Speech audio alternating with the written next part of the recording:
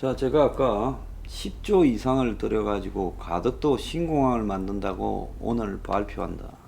이 와중에 광화문에 지금 양방향으로 다니고 가운데 광장이 있는 거를 오른쪽으로만 갔다 왔다 하고 이 왼쪽에 있던 이 통로는 다시 광장으로 보도로 다 연결시켜 가지고 광장을 넓게 하겠다. 그러니까 광화문이 과거에 세종대왕상을 두고 이렇게 가고 이렇게 오고 하던 부분을 한쪽은 다 광장으로 만들고 한쪽으로만 갔다 왔다 하겠다는 겁니다. 이 작업이 지금 800억이 들어간다라고 이야기를 해요. 근데 박원순이 되고 난 뒤에 광화문 광장을 그걸 중간에 광장을 만들었는데 그 춥고 더운 날이 많은 한국에서 광화문 가운데 광장을 만든다고 세월호 시위대나 뭐 그런 사람들이나 거기 죽치고 앉았지 그 광장이 무슨 사람을 위한 제대로 휴게 광장이 되겠습니까? 그런데 그렇게 또 넓히는 광장을 만들고 정체불명의 또 세종대왕상도 거기 갖다 놓고 하더니만 이제는 박원순이 죽고 없는데도 박원순이 하겠다던 그야말로 이 광장에 차도 하나를 없애버리고 한쪽으로 차도를 다 모으고 한쪽 편은 보도와 연결시켜서 이 광장을 넓히겠다 이렇게 하는 겁니다. 서울시장 선거가 5개월 남았는데 지금 서정엽인가 뭐 대행이 하고 있지만 그 사람은 그럴 권한도 없잖아요. 그러면 서울시장 선거 결과에 따라 하면 되는데 이걸 이렇게 서두는 이유는 뭐냐? 이게 800억이 들어갑니다. 그런데 이게 지어지면 이순신 장군 동상은 이제 광장 가운데가 아니라 한쪽 기퉁이에 있게 되는 게 되지요. 자, 이건 또 뭔 짓이냐는 겁니다. 일제 때 조선 총독부가 이렇게 들어서며 일직선으로 만들었을 때 세종대로를 넓히면서 도로의 축을 이순신 장군 동상을 상징적으로 뒤에 있는 총독부 청사 보라고 세웠는데 김영삼 대통령 때 또 그 중앙청을 총독부 청사라고 허물어져 가지고 없애버리더니만 또 그걸 갖다가 몇 차례 손을 보더니만 또 주무르고 자빠졌습니다. 자, 이 미친 짓이라고 생각이 들고요. 이거는 국가가 중지를 시켜야지요. 그런데 아무 말도 하지 않고 있습니다. 그래서 시민단체들이 졸속이라 반발을 하고 이 공사를 2023년까지 하고 가덕이나 출퇴근 시간에 지금 양방향 12차로도 밀리는데 이거를 갖다가 7에서 9차선으로 축소된다는 겁니다. 이게 뭐 하자는 짓인지 모르겠어요. 자, 제가 오늘 하고 싶은 이야기는 돈이 없어서 국가적 주택 공급을 하는 게 아니다라는 이야기를 하는 겁니다. 10조 이상을 들여서 가덕도 공항을 만들고 지금 이런 광화문 광장을 틈만 나면 떴다 부쉈다 하면서 지금 여기에 800억을 쓴다는데 왜 국가적 주택 공급을 안 하는가에 대해 상징적인 사건이 하나 일어났습니다. 이 뒤에 있는 거요. 이게 서울 반포에 있는 아크로 리버 파크입니다. 자, 이 아크로 리버 파크요. 옛날에 반포 아파트 단지였지요. 주공 아파트였을 거예요. 그거 뜯어버리고 저렇게 아크로 리버 파크라는 줄여서 아리팍이라는 이걸 세웠는데요. 자, 이거를 하면서 지금 어떤 일이 있었는가? 이게 한국의 주거 문제가 왜 국가적 주택 공급이 안 되는가를 보여주는 상징적인 일이 발생을 합니다. 2016년에 반포 한강변에 세워졌는데 한강 조망권을 가진 강남 요지의 신축 아파트다 해가지고 평당 1억이 넘는 초고가 아파트가 지금 됐지요.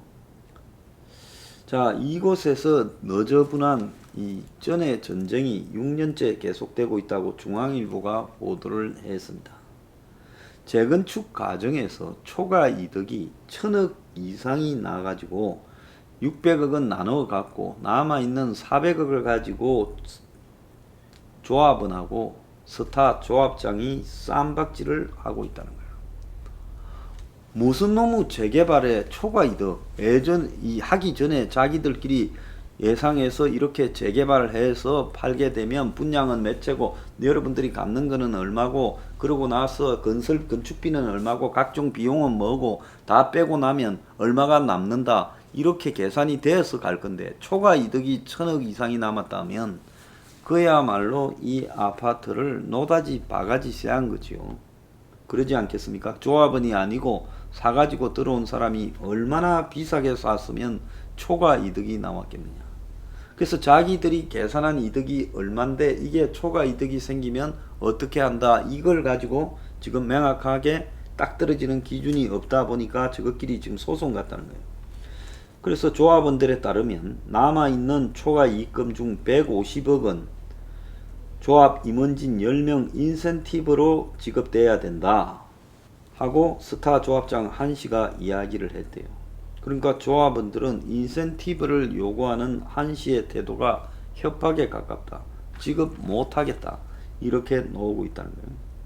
그래서 2013년에 분양을 했는데 분양 후에 초과 이익금이 1,050억이 나왔고 이미 610억은 조합원끼리 나눠 가졌고 취득세 등 세금을 제외하면 400억이 현금이 남아있다는 거예요. 돈잔치를 엄청 했네요. 그래서 이 조합장 한씨 등이 임시총회 결의사항에서 뭐라고 했는가 하면 재건축 사업이 성공해서 발생하는 추가 이익금의 20%를 조합장과 임원에게 인센티브로 준다고 결정을 했다는 거예요. 그러니까 1,000억이 남았으니까 1,000억의 20%면 얼마입니까? 200억이죠.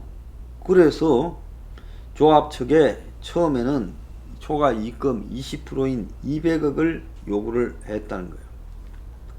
그런데 조합원들이 인센티브 안에 문제가 있다고 소송을 냈고 대법원은 적당한 범위를 벗어난 인센티브 지급에 대한 결의 부분은 효력이 없다고 조합원 편들어줘서 지금 1심, 2심 다 조합장 편을 들었는데 대법원이 조합원들 손을 들어줬다는 거예요. 그러니까 한씨라는 사람이 그러면 200억은 포기하지만 150억만 주면 내가 물러나겠다 이러고 조합원은 150억도 많다 하면서 이 비대위가 구성되어 가지고 한씨가 최근 대의원 간담회에서 인센티브 150억을 못 받는다면 잔여금 400억을 차라리 세금으로 내버리겠다. 자, 나도 못 묻고 니도 못 묻고 같이 죽자 이런 거예요. 여러분은 그러면 10원도 더 못 받는다고 협박을 한 거죠. 그럼 이 사람이 세금을 내겠다라는 거는 한 칼이 있다는 거죠. 이걸 짓는 과정에서 세금을 아낀 부분이 있는데 여기 보도에는 안 났지만 탈세한 게 있는데 그걸 정확하게 신고하면 이거 세금으로 들어가도 모자란다. 이런 협박을 지금 한 겁니다. 또 다른 관계자는 서울시가 조례를 만들어서 조합 임원 및 추진위원들에게 임금, 상여금 외에 별도로 성과급은 지급하지 않는다고 만들었다. 이렇게 하니까 조합장은 파기환송심에서 질 것이라고 생각하지 않는다. 가보자. 이런다는 거예요. 그래서 대법원의 취지는 조합 임원의 노력이 초과 이익금에 얼마나 반영됐는지 다시 알아보라는 거지 내가 받아가서는 안 된다는 게 아니다. 내 지분이 적당한가 살펴봐라는 거다. 이렇게 해서 파기환송됐다는 거예요. 그래서 11월 30일 총회를 열어 인센티브 금액을 줄이고 지금 잔여 환급금을 조합원에게 빨리 돌려줄란다. 그래서 좀 줄일 거니까 합의하자. 이렇게 지금 또 한다는 거예요. 그래서 보통 이런 것만 전문적으로 조합장을 가서 해먹으면서 이걸 성공시키고 돈을 남겨가지고 그걸 자기가 얼마 받아가겠다라는 이런 선수를 여기에 지금 옛날 그 주공 아파트입니까? 그 사람들이 이걸 했고 그러다 보니까 그 당시에는 이만큼 남을까 개념이 없다 보니까 해줬다가 이제 실제 돈이 남아 있으니까 못 주겠다. 지금 이렇게 해서 싸움이 지금 나가지고 이 난리를 벌이고 있다는 겁니다. 그래서 이 강남 재개발 과정에서 도대체 얼마나 바가지를 세우면 1,000억이 남을 수 있느냐. 그래서 제가 아파트 한 채당 건설회사에서 기본 1억 비자금 빼고도 공식적으로 1억 남는다는 소리가 맞는 거였어요, 안 맞는 거였어요? 자, 그래서 건설회사 남겨먹고 비자금 만들고 그리고 또 재개발하면 조합에서 초과 입금 챙기고 이런 일들이 생기니까 건설회사고 거기에 재개발 조합원이나 조합장이나 또 그거와 연결된 정치인이나 이거 한다고 인허가에 돈이 얼마나 뿌려졌겠어요. 그러니까 절대로 신문 광고도 엄청 나갔을 거고 절대로 국가적 주택 공급을 해서는 안 된다고 이야기하는 거죠. 돈 있는데 다 똥파리들이 파고들어서 다 뜯어먹고 사는데 이거를 가지고 지금 국가적 주택 공급 문제를 하게 되면 이런 것들이 없어지지 않습니까? 그러니까 이자들이 죽어도 국가적 주택 공급을 하지 않는다는 겁니다. 가덕도 신공항 만들 돈 있고 서울 광화문 광장에 800억 들여서 또 뚝딱뚝딱 할 돈 있고 돈 많은 나라예요. 돈 많은 나라에서 국가적 주택 공급 안 하고 어제 민주당이 기껏해야 10만 가구 임대 아파트 늘려가겠다. 언제요? 저거 정권 끝난 뒤에지. 지금부터 지어도요. 그러니까 그거는 그냥 말로 하는 거예요. 그걸 갖다가 또 사회주의적이다라고 비판하는 국민의 똥당 저놈들. 그래가 용적률 2배 올려주자. 누가 돈 벌겠어요? 용적률 2배 올려주면 재개발하면 이 조합 스타 조합장 돈 벌고 건설회사 돈 벌지요. 이게 그러면 자본주의적입니까? 썩어 문드러져도 보통 썩어 문드러지지 않다. 이 나라가요, 돈에 관계되는 문제는 다 눈이 뒤집혀가지고 지랄들을 하고 있습니다. 그래서 국가적 주택 공급이 안 되는 이유를 강남의 이 아리파악이라는 데서 정면으로 보여주고 있다는 거예요. 이렇게 돈잔치를 하니까 돈 생길 일 없는 국가적 주택 공급을요, 하고 싶은 놈이 누가 있겠어요? 나라가 돈을 물 썰듯이 쓰면서도 국가적 주택 공급을 위해서 쓸 돈은 없는 이유가 이겁니다. 그래서 대한민국의 모든 투기와 비리의 핵심이 부동산 개발에서 출발을 합니다. 그래서 강남 한복판에서 벌어진 이 아리파악의 재개발 과정에 대해서 한 번만 해부해서 누가 책을 한 권 쓰면요, 있는 대로 진짜 다큐로 쓴다면 이것이 왜 대한민국이 전부 부동산에 미쳐서 날뛰고 정치인, 지자체, 그리고 지자체 의원, 그리고 더 나아가서 이 인허가를 끈을 가진 정부 당국, 그리고 또 건설회사, 또 그리와 연결된 또 재벌 이 언론사, 그리고 더 나아가서 또 이들과 이해관계를 가지고 있는 건달 조폭부터 비롯해서 모든 사람들이 조합원, 조합장들 왜 이렇게 혈안이 되어 있는가? 자, 이게 다 뜯어먹을 판을 놓고 강남의 최고 부자라는 사람들이 지금 소송을 벌이고 있는 이 형국이에요. 여기에 조합장이나 조합원이나 솔직히 말하면 좀 웃긴다고 생각합니다. 1000억의 초과 이익이 남았다. 어떻게 이럴 수가 있겠어요? 그래서 대한민국이 부동산 공화국으로 계속 가야 이런 자들이 뜯어먹고 계속 살 수가 있지, 국가적으로 주택 공급을 한다 하면 이제 차츰차츰 이런 사람들이 뜯어먹을 공간도 없어지고 집값이 내려가고 이렇게 되면 이렇게 잔치를 못 해먹지 않습니까?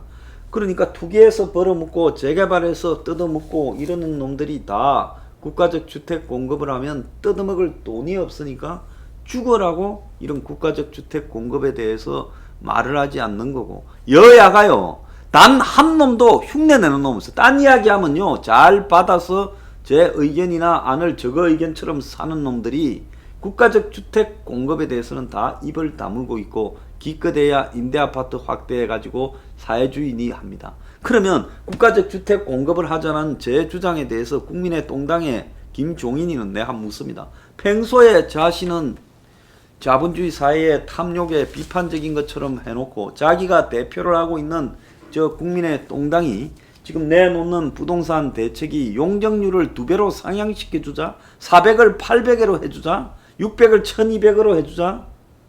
자, 이게 자본주의적 주택 정책입니까? 그리고 임대 아파트 늘리는 것밖에 대가리 속에 안 들어가 있고 국가적 주택 공급은 한번 생각도 못 해보는 것이 사람이 먼저인 문가리의 공정입니까? 웃기는 소리들 하지 마세요. 이 도둑놈들은 좌우에 절대 국가적 주택 공급 못합니다. 안 합니다. 그래서 이거는요 대중이 힘으로 관철시켜야 된다. 그게 되겠냐? 누군가 총대를 매면요 집 없는 사람부터 집 있는 사람 중에 상식을 갖춘 사람이 다 동의해 주면 되지요. 그건 대중이요 썩어서 안 되는 겁니다. 안 된다면요.